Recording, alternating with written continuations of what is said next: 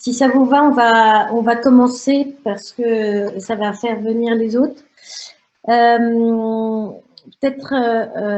voilà, le temps d'introduire et de laisser plus de participants nous rejoindre.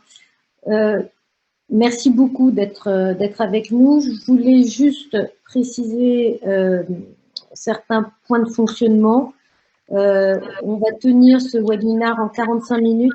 On a organisé les choses avec Benoît qui nous fait le plaisir d'animer et de porter cette masterclass de façon à ce que on va essayer de transmettre à travers son retour d'expérience les informations autour de 30-35 minutes pour laisser le temps aux questions-réponses. Vous verrez, on va muter tout le monde de façon un peu d'office, ce qui fait que si vous avez des questions, utilisez le chat je vous passerai moi la parole et vous vous démuterez à ce moment-là pour poser vos questions ou aborder un dialogue avec Benoît. Et sinon, si ça intéresse certains, la masterclass sera également enregistrée et donc un replay sera possible pour ceux qui n'ont pas pu être là ou si vous voulez le partager. Voilà. Alors Benoît, merci beaucoup de nous rejoindre et puis surtout d'animer ça avec nous. En fait, Benoît, tu vas avoir l'occasion et je vais te donner la parole pour que tu te présentes. Mais la raison pour laquelle on a pensé à toi pour cette masterclass, qui, donc je le rappelle, hein, le thème, c'est d'adresser les enjeux humains et organisationnels des startups en croissance. Et donc, ton expérience Caméo, qui a commencé en 2012 dans une cuisine, après un parcours d'ingénieur, 10 ans d'expérience professionnelle chez Total, elle t'a emmené quand même à avoir 2012 une cuisine et 2020 un business, une start-up, je ne sais même plus si on peut l'appeler start-up, en tout cas qui était très up, puisque 60 millions d'euros de chiffre d'affaires, 80 personnes. Et je trouvais que pour justement adresser ces enjeux humains et organisationnels de façon interactive et puis surtout incarnée, c'était important d'avoir un dirigeant. Et voilà, et on se connaît depuis longtemps et donc merci de venir avec nous et de faire ça. Je te laisse peut-être te présenter de façon plus approfondie et peut-être plus normative. Merci Margot. La présentation est flatteuse. Je ne sais pas si elle est peut-être un peu trop flatteuse, mais c'est vrai qu'on se connaît depuis 2014. Hein. Ouais. On a travaillé ensemble dans le cabinet qui a précédé MapNmatch sur justement la recherche du positionnement et du positionnement résonnant qui permet de porter à la croissance et qui, dans le cas de Caméo, même nous a amené sur les chemins de l'hypercroissance. Et du coup, on a travaillé ensemble aussi pendant de nombreuses années avec MapNmatch parce qu'il a fallu chercher des moyens d'adapter l'organisation à cette hypercroissance. Le mot est à la mode, mais voilà, quand on fait entre 80 et 100% de croissance tous les ans, en fait, c'est pas qu'une partie de plaisir, hein, c'est aussi beaucoup de difficultés à résoudre. Et il faut trouver, tant mieux si ça se développe, mais il faut trouver les moyens de faire vivre son organisation dans ce rythme-là. Et c'est pas voilà. Et donc c'est vrai que on a eu ensemble de manière itérative beaucoup de travaux sur ces sujets-là. Et tu m'as demandé de partager un peu ce retour d'expérience. C'est avec plaisir. C'est pas un retour d'expérience pour dire comment il faut faire. C'est plutôt simplement un peu de prise de recul sur la vie de ce qu'on est très nombreux à rencontrer finalement. Hein. C'est-à-dire que c'est toujours plus facile une fois qu'on a vécu les choses de pouvoir en parler et de transmettre un peu de ce qu'on a vécu à chacun pour permettre à chacun de prendre du recul et de s'adapter en fonction. Ouais. Effectivement, parce que, alors en quelques mots, parce qu'on n'en a pas parlé, Caméo, en 2012, en fait, l'idée était venue et s'est positionnée comme un de ces acteurs sur la valorisation de toute l'énergie non consommée. Donc, ce qui ne ressemblait pas à un métier en 2012 et paraissait un peu théorique, et puis bah, forcément, on n'est pas tout seul, hein, mais c'est devenu des sujets extrêmement porteurs, et la croissance a été très forte, notamment à partir de 2015-2016. Ouais. Et alors, on va le voir dans cette masterclass, il y a effectivement un premier enjeu qui a été adressé avec Chantal, qui est la cofondatrice de Map Match, mais quand même la mère du modèle au cœur de Map Match et du cabinet conseil. Après, nous, on a plus travaillé ensemble au moment de l'organisation, des enjeux d'organisation avec Map Match. Et donc, en fait, dans cette masterclass, on vous propose vraiment de faire ce focus sur les étapes de croissance de l'entreprise avec son premier enjeu, qui est cet enjeu de positionnement. Évidemment, parce que c'est plus dans les aspects Map Match, les aspects d'organisation pour atteindre cette croissance interne. Et puis, de pouvoir, vraiment, on s'est posé des questions avec Benoît, quelles sont les migraines d'un dirigeant de start-up et aussi d'un dirigeant de start-up, peut-être plus particulièrement en croissance. Et donc, on aura toutes les questions de ces questions-réponses autour de ces migraines. Alors, en quelques mots, parce que ce n'est pas l'objet, pour ceux qui ne connaissent pas, Map Match, c'est à la fois une plateforme, mais c'est aussi une approche qui arrive à une solution de performance managériale pour optimiser sur le fonctionnement des équipes. L'innovation réside dans une nouvelle notion de talent qui est liée au plaisir de faire de chacun. Quand on parle de soft skills, aujourd'hui, tout ce qui existe sur le marché, sur les savoir-être, Map Match, et grâce à Chantal, est sur une nouvelle notion liée à la personnalité innée du faire de chacun. Un décideur, un ordonnanceur, un coordinateur, ça n'a rien à voir avec du savoir-être. C'est une dynamique que chacun va avoir et qui, mise dans un collectif, va permettre d'obtenir une synergie dans une équipe et une performance augmentée de l'équipe et une nouvelle forme de collaboration.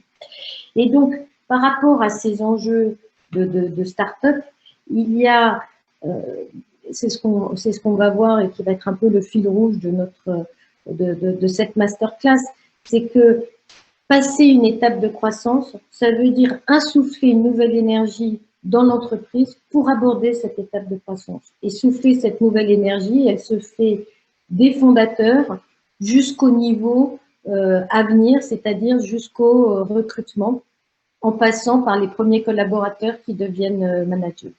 Donc, c'est un peu ça qui va conduire sur ces trois enjeux, qui est en tant que fondateur, en tant que faire grossir les premiers hommes clés et donc la culture managériale de l'entreprise et les recrutements, que l'on va focaliser la discussion. Voilà, donc si on parle des étapes de croissance de l'entreprise, en fait, on le voit ici, on a Benoît dans sa cuisine, c'est l'idée. C'est la colonne de gauche, c'est cette petite graine qui fait germer l'idée. Et puis, on va commencer la start-up. Et la start-up, son premier enjeu, c'est l'enjeu de l'ancrage. Cet enjeu de l'ancrage dans lequel il faut trouver cette relation produit-marché. Et cette relation produit-marché, c'est pour ça qu'on a fait un focus sur le schéma du Canva dont tu vas nous parler, Benoît. C'est vraiment le point qui va permettre à l'entreprise de trouver, et elle doit être focusée, toute l'énergie doit être mise sur cette relation produit-marché, sans s'occuper des marges, sans s'occuper de l'efficacité, sans s'occuper de l'efficience. C'est vraiment comment est-ce que l'entreprise va s'adresser à son marché. La croissance va venir, ou la gestion de la croissance, hein, parce que ça, là on commence à déjà avoir de la croissance, mais la gestion de la croissance va venir qu'à partir du moment où cet ancrage est fait et qui va même se réaliser tout seul. Et pour pouvoir adresser ça, il y a cette clé qui est cette partie de l'industrialisation est celle qui est l'organisation. Donc peut-être, Benoît, tu peux nous donner un peu ton partage, parce qu'effectivement, voilà, tu as connu toutes ces étapes. Alors, c'est vrai que c'est un sujet qui est beaucoup… il y a beaucoup de supports, il y a beaucoup d'outils, il y a beaucoup de gens qui en parlent très très bien. Voilà, on va pas remplacer les vidéos d'Oussama Hamar en quelques minutes, mais c'est vrai que c'est vraiment le premier défi. Hein. Le premier défi, au-delà de l'idée et au-delà des savoir-faire de l'équipe fondatrice, on a souvent au début beaucoup de savoir-faire. C'est de trouver le marché sur lequel on répond à des besoins, mais c'est même pas ça le vrai enjeu. Hein. C'est en fait, parmi tous les besoins qu'on adresse, parmi tous les savoir-faire qu'on a, en fait, quels vont être les clients qui, pour leurs besoins, vont nous voir comme étant le meilleur, et des fois sur un de nos savoir-faire, et pas forcément ceux qu'on a le plus envie de mettre en avant, mais vont nous voir comme étant le meilleur pour répondre à leurs besoins. C'est une phase très particulière. Hein. C'est une phase où, dans cette phase comme ça, avant de tancher l'ancrage, on tente beaucoup de choses, on tente beaucoup de typologies de clients, on tente beaucoup de canaux d'acquisition, on tente aussi beaucoup d'associations diverses entre ces savoir-faire pour poser un positionnement. On a l'impression que beaucoup de choses vont prendre, et puis les choses se passent. Voilà, de manière un peu magique. Hein. En tout cas, c'est un travail itératif entre l'équipe. C'est un travail itératif. Il faut tout le temps faire ce travail de questionnement entre c'est quoi ma proposition de valeur, c'est qui les clients que j'adresse, c'est quoi le canal d'acquisition. Parce qu'effectivement, il y a un moment où ça prend.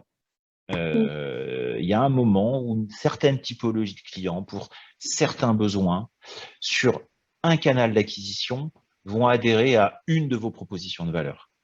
Et souvent d'ailleurs le piège qu'on a en tant que créateur, hein, c'est c'est peut-être pas la proposition de valeur préférée qu'on a, parce qu'on a une vision, parce qu'on a envie de continuer à apporter des sujets, et donc on passe à côté de cet ancrage. On ne s'arrête pas. Or en fait il faut effectivement avoir cette capacité c'est pour ça que le travail d'ailleurs sur le couple client, canal d'acquisition, proposition de valeur doit être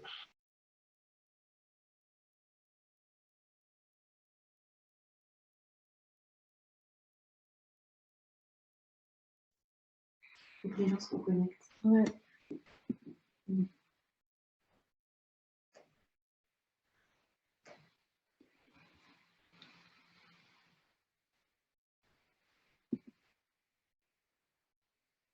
Oui, désolé, on a eu un problème avec Zoom qui nous a complètement coupé.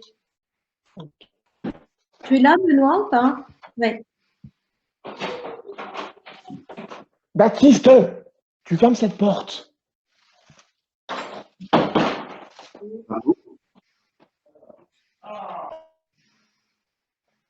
Ouais, on a eu un problème avec Zoom. Je suis désolé, j'ai été coupé par Zoom dans mon élan. Oui, moi aussi. J'espère que les personnes vont pouvoir se reconnecter. On a été tous éjectés.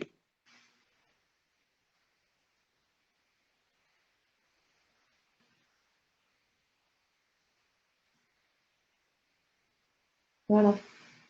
Donc, ça y est, on récupère.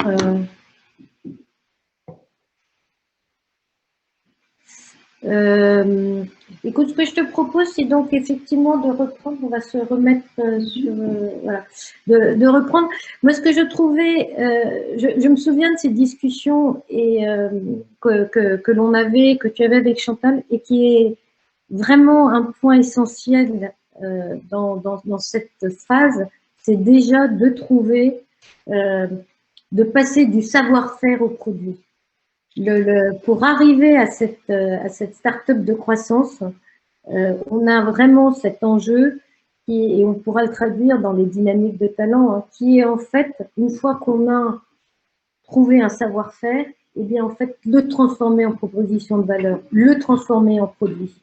Et savoir s'y tenir sur effectivement une cible de clientèle et un canal d'acquisition, et du coup sortir de la phase d'ensemencement où on jette des petits cailloux partout pour justement travailler ces process et du coup monter à l'échelle. Et ce qui est le plus surprenant dans cette phase et le plus contre-intuitif en fait, c'est que c'est un moment où il n'y a pas besoin de communiquer, paradoxalement. C'est-à-dire qu'en fait, une fois qu'on vous voit comme étant le meilleur sur un de vos savoir-faire, finalement, la croissance, elle va être portée par le travail qu'on va faire en interne pour justement faire progresser l'organisation par rapport à cette proposition de valeur. Et ça, c'est assez contre-intuitif au départ, tant qu'on ne l'a pas vécu. Et pourtant, à chaque fois, ça marche vraiment très, très bien. Et finalement, le travail de développement se fait en focalisant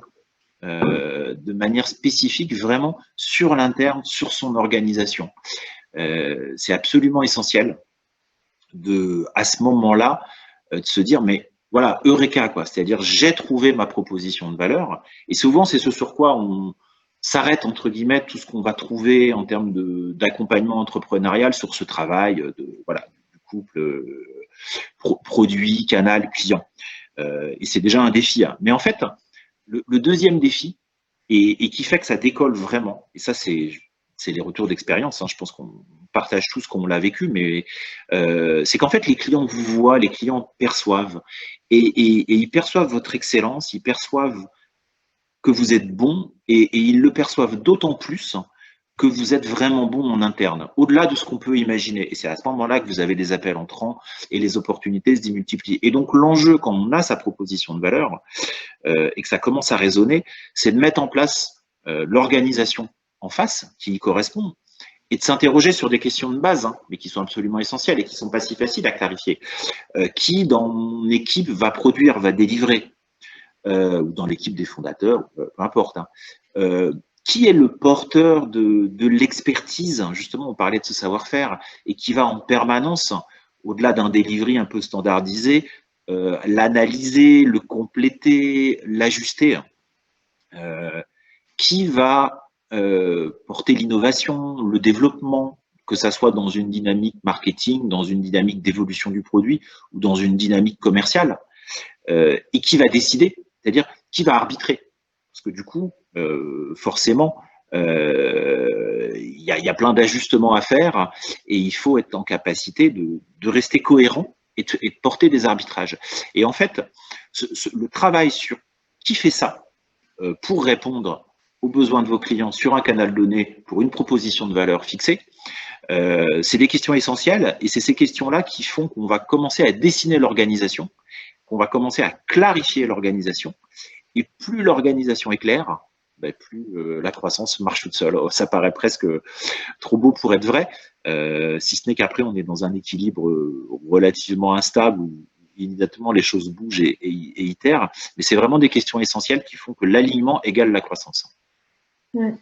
Effectivement, nous, ce qu'on avait fait quand on a commencé à travailler ensemble chez Cameo, ça a été par Map & Match, réaliser ce mapping qui permettait déjà de voir est-ce que dans Cameo, on avait plutôt une énergie qui était d'aller chercher des nouveaux produits, plutôt une énergie qui était au contraire d'aller ancrer les produits et l'offre de valeur qui avait été déjà faite. Et ce que l'on a à droite, alors c'est pas le mapping de Cameo par discrétion, mais c'est le résultat d'un mapping d'une équipe d'une quinzaine de personnes et qui se lit de la façon suivante, c'est-à-dire que toute la famille des verts, c'est celle qui va porter le changement, qui va porter l'innovation. La famille que l'on voit en vert du bas, c'est toute la créativité. La famille des verts du haut, c'est celle qui va au contraire aller chercher des opportunités et des marchés. Et là, la question que se pose le dirigeant de start-up, c'est de se dire, OK, est-ce que je vais plutôt avoir des marchés, des nouveaux marchés, des nouveaux clients, qui est la grosse pastille que l'on voit activer, celle des affronteurs, ou est-ce que je vais être capable d'aller faire du farming avec les clients existants, qui est plutôt la pastille de droite. Dans une start-up en croissance, cette phase d'innovation, si la start-up est en croissance, elle fait toujours écho à la famille des Noirs, la famille des accomplisseurs. Pourquoi? Parce qu'on n'a pas de croissance que parce qu'on innove, on a de la croissance parce qu'on est capable de faire de cette innovation un produit que l'on va également vendre par un process de vente. Et ça, c'est la famille des Noirs. Et donc, la croissance du web, comme la croissance de tout business, des performances opérationnelles, c'est la réponse de qui délivre, qui porte innovation. C'est l'innovation, c'est tout ce qui est vert, qui délivre, c'est tout ce qui est noir. Et pour pouvoir organiser, et c'est là où souvent on se retrouve dans une difficulté dans l'entreprise, c'est que à un moment donné, il va falloir analyser. Et l'analyse, c'est la famille des bleus. Et comme on le voit ici, on a une start-up qui est très très peu marquée dans cette famille des bleus. Elle est très peu portée spontanément sur l'analyse, l'expertise, le feedback. Et là, ça donne aux dirigeants le warning de dire si tu ne le fais, si tu ne l'organises pas, ça ne va pas se faire tout seul. Et donc, du coup, chez Cameo, alors ce n'était pas totalement le feedback qu'on avait eu, mais on avait également identifié par ce mapping quelles étaient les zones sur lesquelles il fallait s'organiser dans les ressources internes que nous avions qui pouvaient poser défaillance pour aller aborder cette phase de croissance. Et donc, comme tu disais, la partie analyse, on la voit en bleu. Et cette analyse, qu'est-ce qu'elle fait? C'est qu'elle alimente un pilotage dans le rouge. Il n'y a pas un talent qui soit supérieur à l'autre. S'il y a du pilotage sans analyse, on peut penser que le pilotage n'est pas clairvoyant. Et puis, il y a cette famille des jaunes qui crée la cohérence, la collaboration au sein de l'entreprise et qui parfois peut également manquer parce que on peut se retrouver avec peu de familles, de peu de talents, peu d'appétence représentées dans les jaunes. Et là, on manque de transversalité, on manque de collaboration dans l'entreprise. C'est plutôt une entreprise qui travaille par silo. Et donc, du coup, en silo, on n'arrivera pas à atteindre la croissance. Donc, voilà un peu la façon dont, par un mapping de talents, on permet de répondre à ces 4 questions que tu as posées et qui sont en fait la clé de qui va me permettre d'assurer ces fonctions clés, qui délivre, qui analyse, qui porte l'innovation et je dirais même qui porte l'innovation, pas forcément uniquement dans le produit, mais également dans la recherche de nouveaux clients, de nouvelles opportunités et derrière, comment est-ce que je crée ce lien. Voilà, alors n'hésitez pas à poser des questions dans le chat.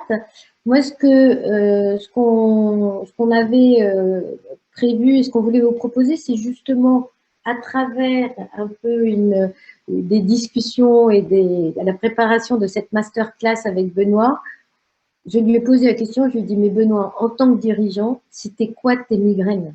Et si on devait le résumer en 3 grandes questions avec chacune 1 ou 2 sous-questions, ça se résume à quoi? Alors, on en a parlé, c'est comment je m'organise. Et effectivement, il y avait cette question de avec mes ressources internes. Mais aussi, après, il y a l'enjeu du recrutement. Donc, voilà. Après, il y avait comment j'accompagne les collaborateurs. Comment également j'accompagne les nouveaux collaborateurs qui rentrent. Et puis après, comment est-ce que je continue à fédérer par rapport à la croissance. Alors, je te laisse y répondre dans l'ordre qui te vient. Mais c'était vraiment une idée qui était apparue flagrante quand je prenais des notes dans notre discussion.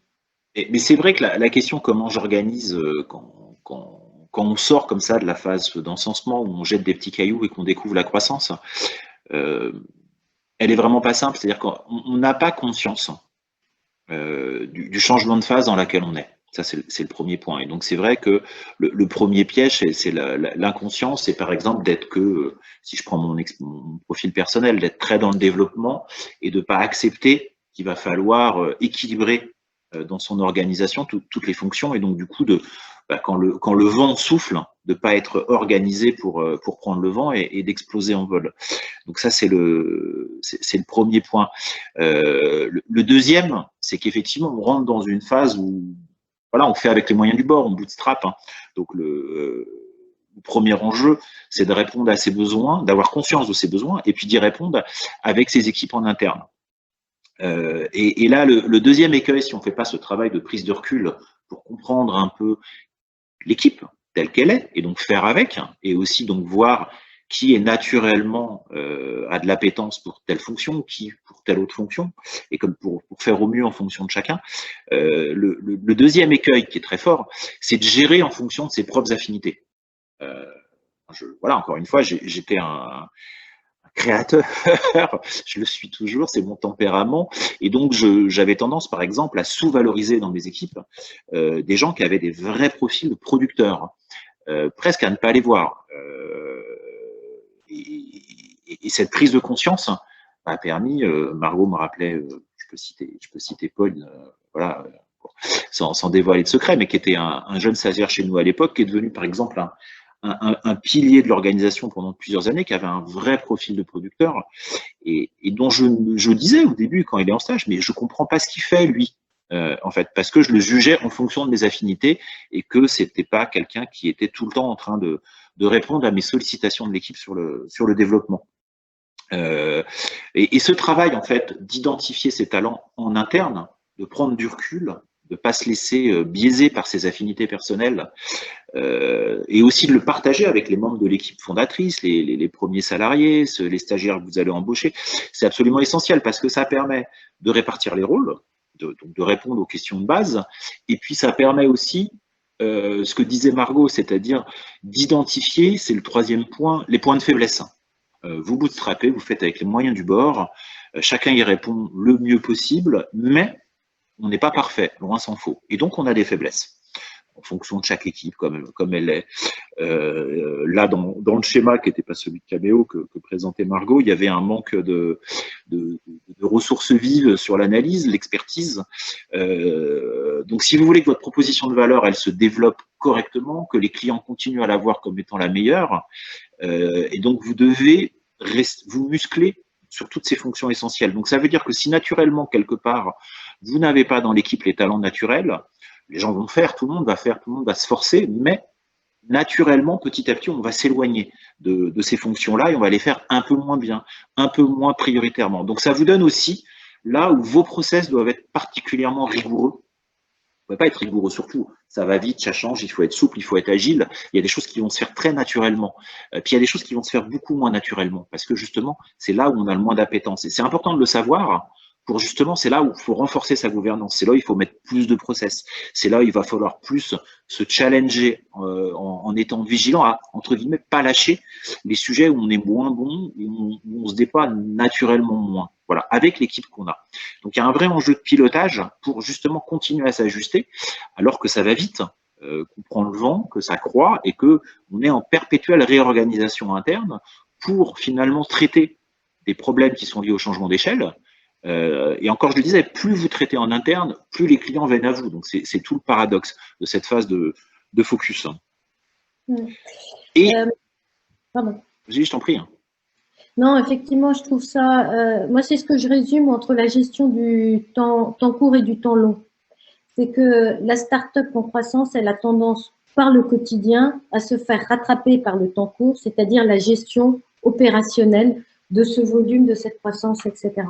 Et la gestion du temps long, c'est justement ce qui lui permet de basculer entre la phase d'analyse pour toujours alimenter cette vision, cette organisation, ce pilotage, et je dirais dans cette phase d'hypercroissance plus l'organisation, qui est absolument nécessaire de faire et sur laquelle, voilà, c'est justement le pilotage qui va permettre de garder toujours ce cap de temps long, tout en permettant aux équipes de gérer le temps court, les enjeux du temps court.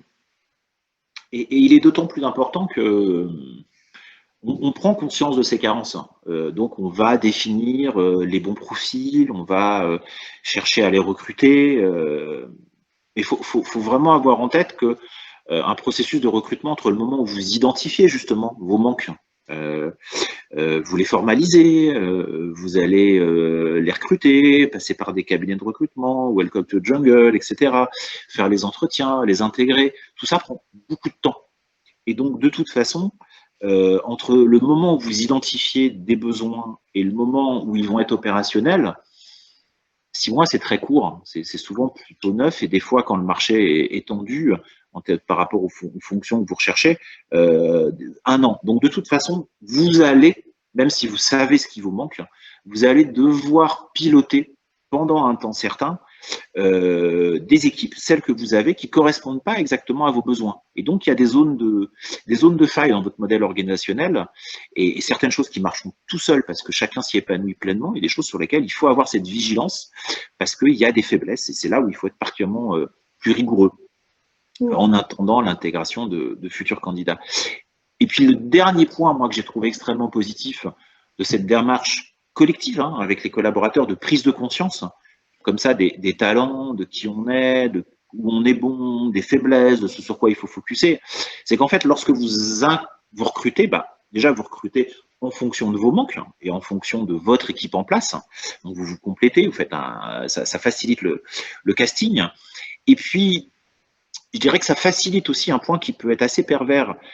Quand vous avez demandé à vos équipes pendant 1 an de s'investir sur un sujet pour porter l'organisation, de parfois se surinvestir là où il y a des manques, de se forcer à faire des choses qu'ils n'aiment pas trop, où il y a moins de plaisir, et puis vous recrutez des gens nouveaux, il peut y avoir le sentiment d'un manque de reconnaissance de l'effort accompli. Or, c'est pas du tout ça. Au contraire, c'est que là, il s'agit plutôt de compléter là où il y a des zones de faiblesse pour permettre à chacun de se redéployer là où ils sont les meilleurs et d'évoluer et de grandir avec la croissance. Mais c'est vrai que rajouter des ressources en cours de route, lorsqu'on s'est beaucoup investi pour tenir un sujet là où on est un peu sous-staffé, ça peut être parfois mal vécu et vécu comme le fait de ne pas reconnaître le travail accompli. Donc, c'est extrêmement important d'avoir cette capacité ensemble de prendre du recul, de voir qui apporte quoi, et puis de voir éventuellement lorsqu'on est dans un poste où on est surinvesti pour tenir quelque chose pour lequel on n'a pas forcément de plaisir, que c'est du coup une chance de pouvoir bouger, évoluer, prendre un autre rôle dans l'entreprise où on va pouvoir se développer et grandir avec l'entreprise, et c'est pas une sanction parce que on s'est défoncé pendant 1 an et que au bout d'1 an on recrute quelqu'un à votre place. Voilà. Et la communication autour de ces sujets-là qui sont extrêmement émotionnels, basés sur la reconnaissance, etc., peut être parfois compliquée. Et donc c'est vrai que la compréhension collective du rôle de chacun permet beaucoup mieux de gérer cette dynamique où il faut faire avec les moyens du bord, puis intégrer des nouveaux, et dans ce cas-là, rebouger à nouveau l'organisation et permettre à chacun de se déployer dans l'entreprise. Ouais. Oui, effectivement. Moi, ce que je trouvais vraiment intéressant dans ton retour d'expérience, si on doit faire des focus un peu highlight, c'est effectivement faire attention à ne pas recruter par affinité. Alors, par discrétion, je ne vais pas donner le nom, mais c'est une énorme boîte du CAC 40 dans tout ce qui est voilà, qui adore, et par ADN, adore toutes les gens qui sont dans la curiosité, dans le changement, dans la vision, dans le challenge, etc. C'est dans ce que, dans les familles Map & Match, on positionne, c'est des personnes qui naturellement ont des talents dans le vert et rouge, qui aiment lancer des choses. Et un des grands patrons de cette boîte, quand il a vu Map & Match, il a vu les premiers résultats, il a vu le modèle, et on parle d'une boîte du CAC 40, a dit ok, je comprends, notre culture d'entreprise est notre propre frein. Nous sommes les champions du monde pour lancer des projets et 9 sur 10 n'aboutissent pas. Pourquoi? Parce que, évidemment, on parle de dizaines de milliers de personnes. Là, il n'y avait malheureusement pas des dizaines de milliers de personnes dans Map & Match, mais il y en avait de façon assez significative pour montrer que l'ADN, la dynamique de cette boîte était là et les conséquences, elles étaient très opérationnelles. On n'est pas simplement en train de parler de discussions dans des couloirs, dans des machines à café. Le fonctionnel, il vient de ces dynamiques de chacun.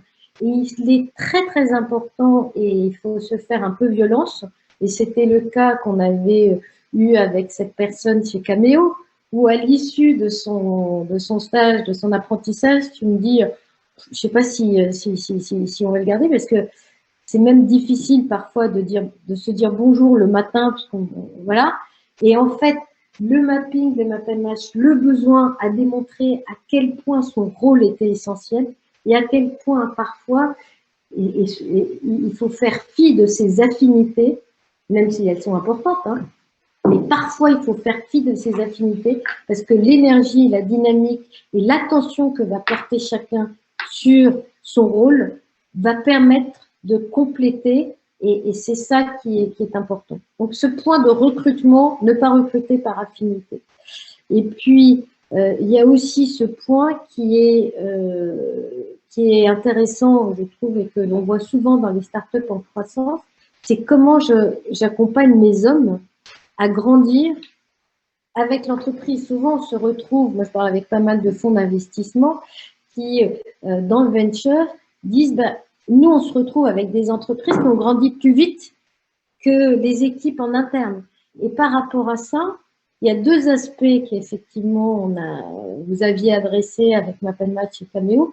C'était d'accompagner les premiers collaborateurs à devenir managers, à vraiment à développer leurs compétences managériales. C'est vrai que pour certains, ils avaient cette appétence naturelle, mais il leur manquait la compétence technique. Et pour d'autres, les aider dans les compétences techniques, même si on ne développait pas des appétences naturelles, on développait des zones d'aisance et de confort. Et du coup, ils prenaient ce rôle-là. Et puis, vas-y, excuse-moi, Benoît. Non, mais c'est exactement ça, je peux permettre. C'est-à-dire que, en fait, ça serait trop beau. C'est-à-dire que vous avez le premier défi, vous trouvez votre couple, produit marché, vos clients, votre canal d'acquisition, votre proposition de valeur. Le deuxième défi, vous réussissez à mettre en place l'organisation qui va avec, à trouver les bons talents. Ça serait très bien. Sauf que le problème, c'est que c'est complètement instable. C'est-à-dire qu'une fois que vous avez fini, il faut recommencer. C'est-à-dire que vous avez votre développement qui fait que inévitablement, il va falloir vous réinterroger sur votre canevas. C'est un peu la phase de diversification, des nouveaux canaux. Est-ce que vous les structurez? Des nouvelles propositions de valeur, des nouveaux clients. Donc, il y a des business lines avec la croissance qui émergent. Donc, des startups dans la startup, il faut pas aller trop vite, mais c'est inévitable. Et donc, en fait, le processus, il est itératif parce que finalement, même si vous avez structuré un sujet, apparaissent les nouveaux et ce processus de structuration, c'est quoi encore une fois ma proposition de valeur, c'est quoi l'équipe qui va avec, il faut à nouveau recommencer à le structurer.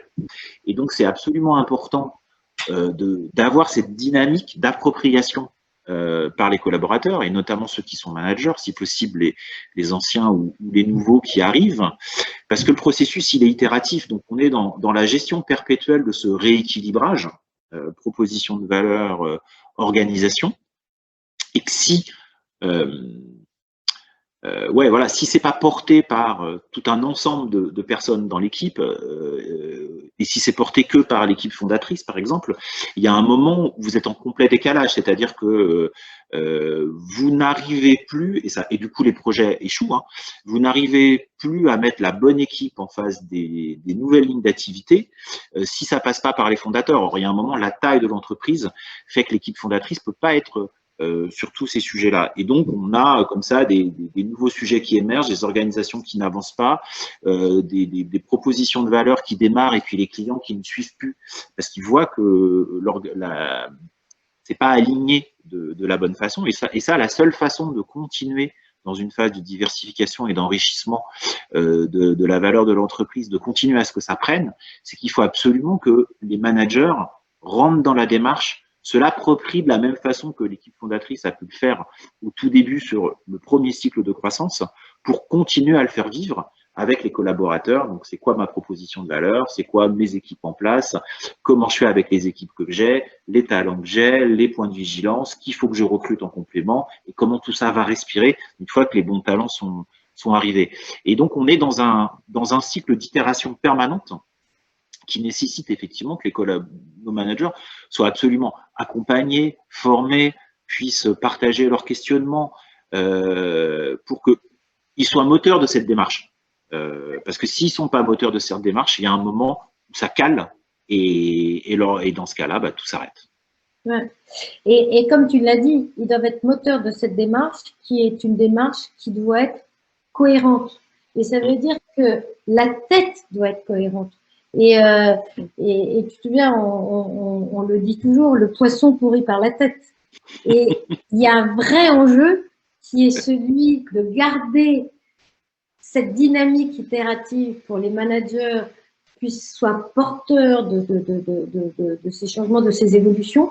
Mais il y a aussi un enjeu pour faire en sorte que la tête reste toujours une tête en cohérence. Et donc, le même travail qui est fait au niveau des managers avec leurs équipes doit toujours être fait avec la même itération au niveau de l'équipe des fondateurs pour être sûr qu'on se retrouve bien devant un noyau dur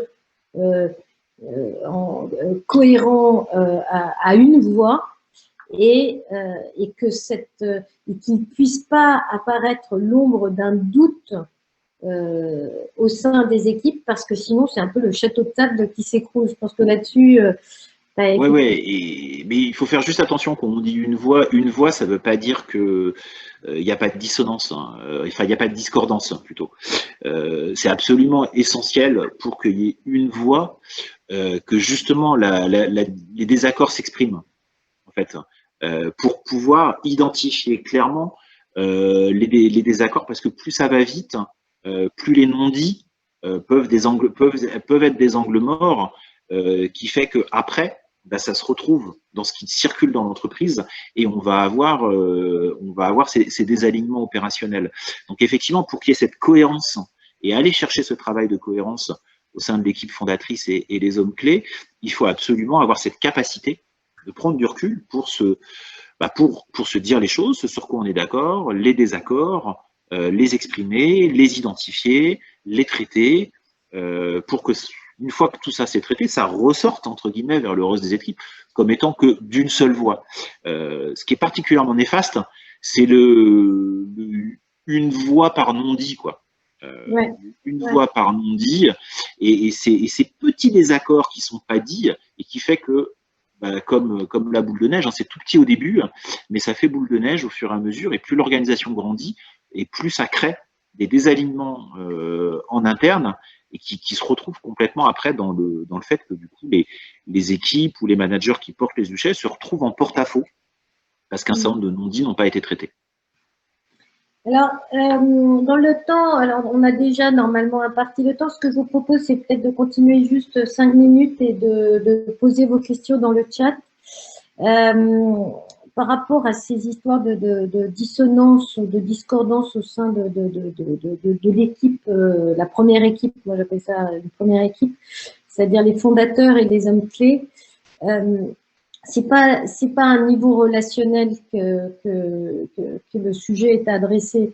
On parle de dissonance, ça peut être d'aller chercher un marché plutôt qu'un autre, pousser une offre plutôt qu'une autre, vouloir continuer à faire de la R&D alors que il y a des enjeux de moyens. Donc, c'est ces aspects-là qui sont stratégiques dans l'entreprise qui doivent être portés après discussion d'une seule voix et de façon très claire sur le reste de l'entreprise et sur l'ensemble des managers qui en sont le relais. Alors, je ne vois pas de questions arriver, Benoît. Moi, j'en avais une. Si tu avais 3 conseils, mais vraiment 3 tips à faire passer par rapport à cette expérience de dirigeant de start-up en hypercroissance, tu sortirais lesquels? Le premier, c'est d'accepter de se faire harakiri, hein, et d'accepter que lorsqu'on a un positionnement résonnant, il faut s'y tenir. Ce qui est extrêmement difficile, hein, parce qu'on a une vision, on a une ambition, et donc on court après sa vision et son ambition, et quand la croissance arrive, c'est pas sur l'ambition globale, quoi, c'est sur souvent un tout petit sujet très précis. Et donc accepter de faire cette chose petite qui pourtant est vecteur de croissance et va conduire après à l'ambition. Donc ça c'est et donc ça veut dire abandonner des sujets, abandonner des typologies de clients, abandonner des canaux, ne pas exprimer tout de suite tous ces savoir-faire. Voilà, cette dimension-là, elle est vraiment complexe. La deuxième, c'est que effectivement, c'est ce que tu disais, on va vite s'organiser par affinité. Chasser le naturel, il revient au galop. Et on va recruter des clones, grosso modo. Des gens qui ont le même feeling, le même spirit, le même mindset. On a tout le vocabulaire entrepreneurial qui regorge de mots pour décrire ça. Et en fait, l'enjeu essentiel, c'est d'être complémentaire pour faire tourner la bonne organisation par rapport à sa proposition de valeur. Et donc, la prise de conscience qu'on doit être différent et de ce que chacun apporte. Et c'est pas simple. Hein. C'est pas simple. Donc voilà, donc c'est le recrutement par affinité. Et puis je dirais que le troisième niveau, celui-là est très difficile. Déjà, les premiers sont pas simples, mais le troisième niveau, il est très difficile parce que à un moment, vous vous retrouvez, et donc c'est l'acceptation de ce rôle de chef d'orchestre. Hein. Il y a un moment, ce que disait Steve Jobs est sans aucune comparaison, mais moi, mon seul métier, c'est de faire jouer l'orchestre. Il y a un moment, il faut faire, il faut faire jouer uniquement l'orchestre, quoi. C'est-à-dire vérifier que chaque ligne d'activité et les gens qui la pilotent ont cette capacité de faire vivre cette péréquation produit-marché-équipe, et puis regarder que globalement, le système global est aussi en cohérence et fonctionne. Et c'est assez difficile parce que quand vous avez été le fondateur, vous avez encensé des sujets dans tous les sens, puis vous avez aidé la croissance, c'est encore un nouveau rôle différent qu'il faut apprendre.